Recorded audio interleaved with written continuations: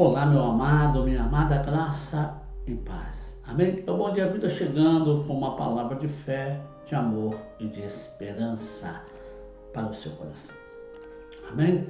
Hoje quero começar a falar sobre o rei Ezequias. Sim, e o tema da mensagem que vamos começar a decorrer hoje é bom, reto e verdadeiro. E ele está em 2 Crônicas 31, versículo 20, que diz assim: E assim fez Ezequias em todo o Judá, e fez o que era bom, e reto, e verdadeiro, perante o Senhor, seu Deus. Ah, Jesus, que maravilha! Que testemunho tremendo de um que foi um dos maiores reis de Jerusalém, que Judá já teve. Sim, o rei Ezequias. Ezequias, meu amado, ele foi rei de Judá. Reinou 29 anos. Seu nome, Ezequias, significado Jeová fortalece. E é bem verdade que a gente precisa entender que ele realmente precisou ser fortalecido por Deus para governar com bondade, com retidão, com verdade. Se Deus não estiver na nossa vida, nós não conseguimos manter bondade, retidão e verdade. Nós vamos derrapar em alguma dessas curvas se a nossa vida não estiver submetida a Deus. Isso é verdade. Agora, para mim falar de Ezequias e falar dos feitos de Ezequias com vocês, primeiro eu preciso falar de Acás. Pastor, quem foi Acás? Acás foi o pai de Ezequias. Então precisamos primeiro entender quem foi Acás e o que Acás fez, para que você possa entender por que Ezequias reinou com bondade, com retidão e com verdade.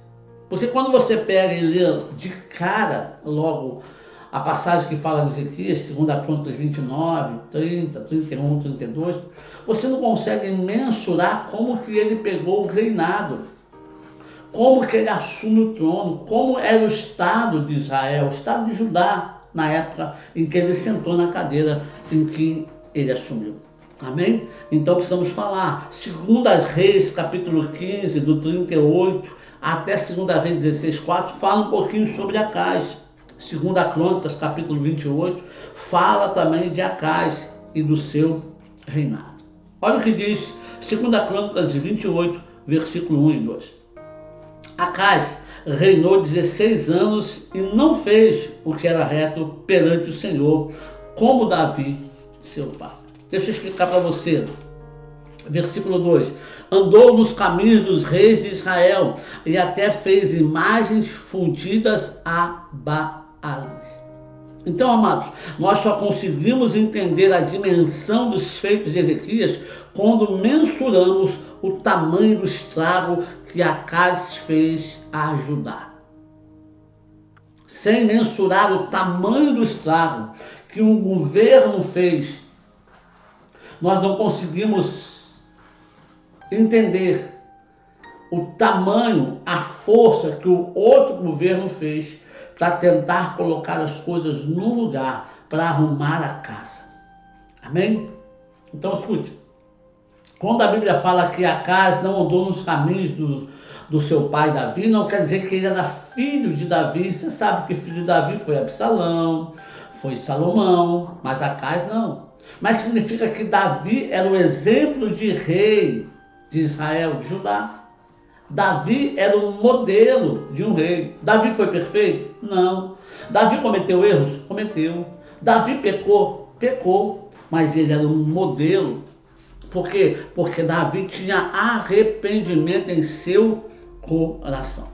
Quais foram os feitos de Acás? Vamos tentar analisar aqui, vamos colocar em ordem. Primeiro, queimou incenso no vale de Inom. Segundo, queimou seus próprios filhos no fogo.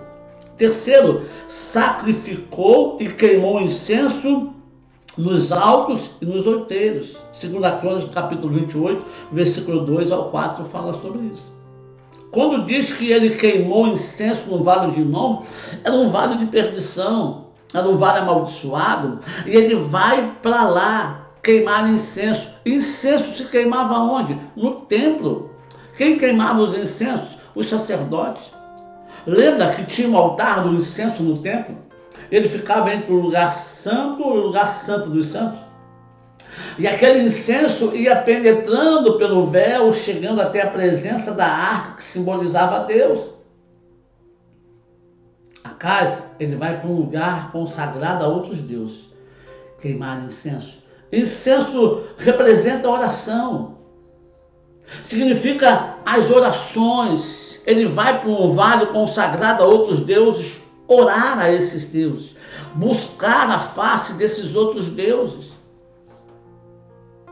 Então ele começa a fazer isso. O que ele faz mais? Ele queima os seus filhos no próprio fogo em oferenda ao deus Moloque. Era uma estátua que tinha as mãos no peito e tipo de fornalha, e ele coloca os seus filhos vivos ali para ser queimado em oferenda a esse Deus. Acais faz isso. Era um rei, era um líder que chamava a atenção do povo para ele, e ele começa adorando deuses estranhos. Acais foi se afastando de Deus lentamente. Amado, ninguém se afasta de Deus da noite para o dia.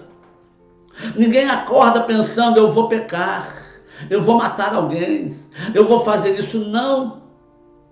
Ela vai se afastando de Deus lentamente, passo a passo.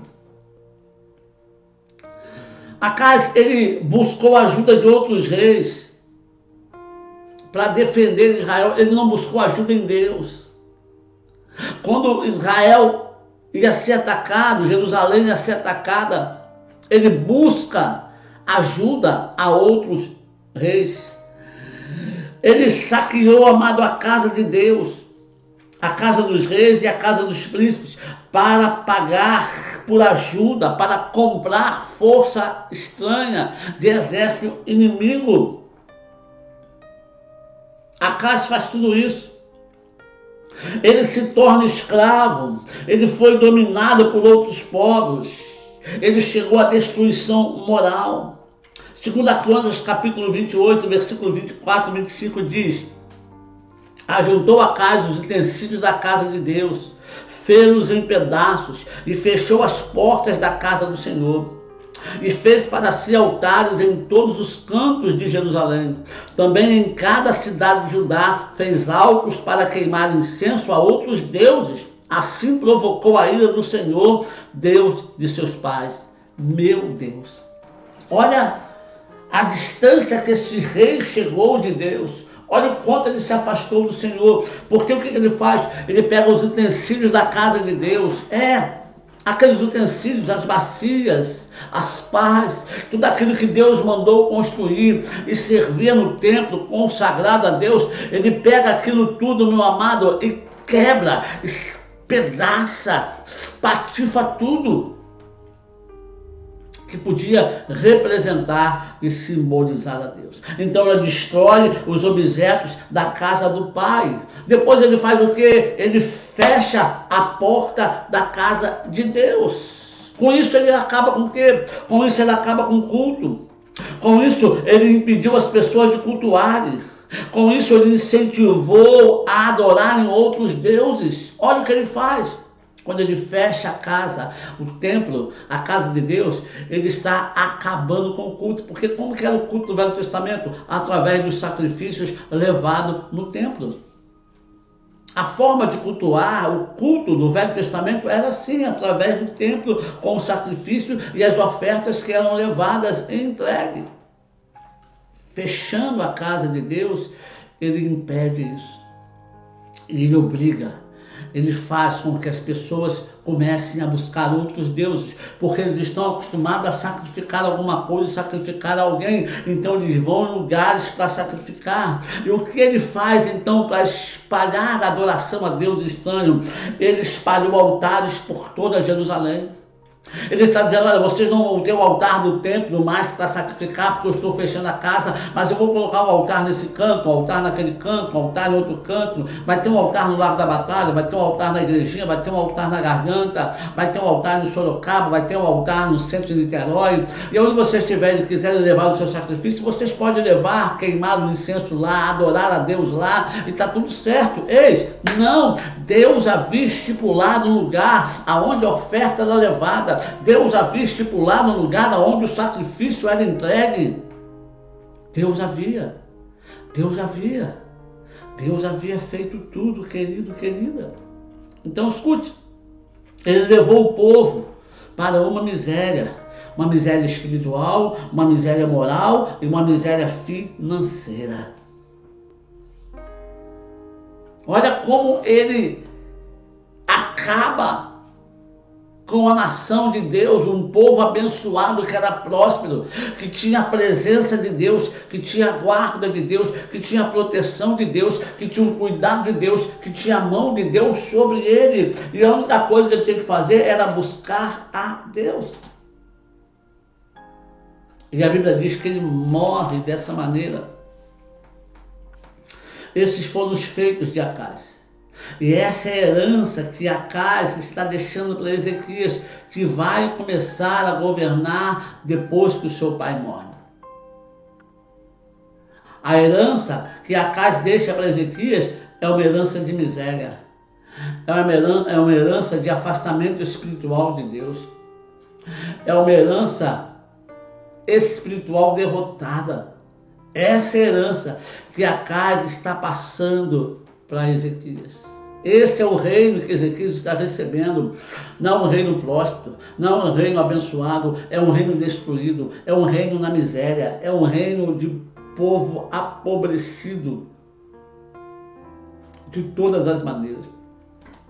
Então, para você poder mensurar a ação de Ezequias como reformador, e isso que diz em 2 Crônicas 31:20, que ele fez o que era bom, o que era reto e o que era verdadeiro diante de Deus, você precisa então ter uma dimensão do entendimento do que o seu pai fez de destruição do povo. Ezequias não pega um povo, um reino prontinho.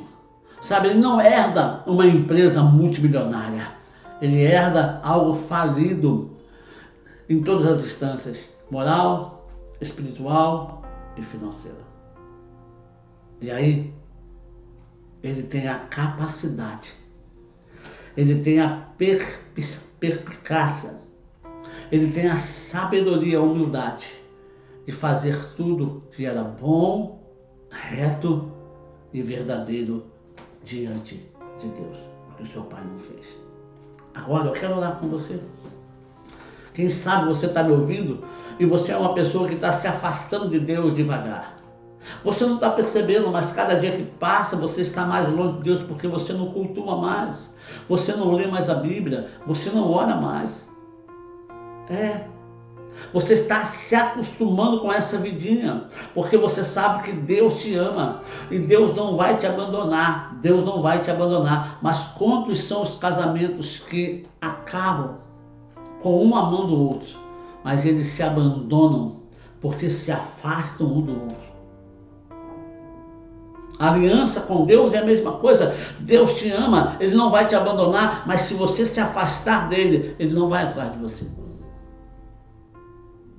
Então Ele te dá a oportunidade de você retornar, e essa palavra é para você retornar para a presença do Senhor, essa palavra é para você despertar. Será que você está indo para longe de Deus? Será que você está se afastando do Senhor, ficando distante dEle? Pare para pensar um minuto, deixe o Espírito Santo ministrar no seu coração com sinceridade e vamos orar. E amanhã continuamos sim, falando sobre agora as ações de Ezequias, que foram boas, retas e verdadeiras. Pai bendito, amado Senhor, nós te louvamos e te glorificamos pela tua bondade, o teu amor, o teu carinho e a tua fidelidade acima de todas as coisas. Muito obrigado. Meu Deus, que nós não venhamos ser como Acás, que recebeu um reino nas mãos, um reino abençoado, um povo abençoado, um governo estabelecido pelo Senhor, mas ele predou tudo aquilo que era teu, tudo aquilo que estava ligado ao teu nome. Ele fechou a casa do Senhor, fechou portas, ele afastou o povo do Senhor, ele impediu que o povo te adorasse e fez com que o povo começasse a buscar altares estranhos para sacrificar a deuses estranhos, para invocar o nome de deuses estranhos. Meu Deus, nós estamos vivendo uma situação política tremenda no Brasil. Senhor, desperta-nos, ó Deus, para não nos afastarmos do Senhor. Desperta-nos, ó Deus, para não andarmos errantes, ó Deus, Senhor, afastando-nos de Ti, ó Deus, por concepções políticas, meu Jesus da glória, porque a concepção política tem dividido o teu povo, tem rachado o teu povo, quando na verdade, ó Deus, nós tínhamos colocado o Senhor acima de tudo, em primeiro lugar, sobre todas as coisas. Então o Senhor vem trazer clareza aos corações, vem trazer entendimento aos corações de cada um dos teus filhos, para a glória e honra do seu nome, eu lhe peço em nome de Jesus, amém. Meu amado, olha, beijo no seu coração, Deus te abençoe, amanhã continuamos.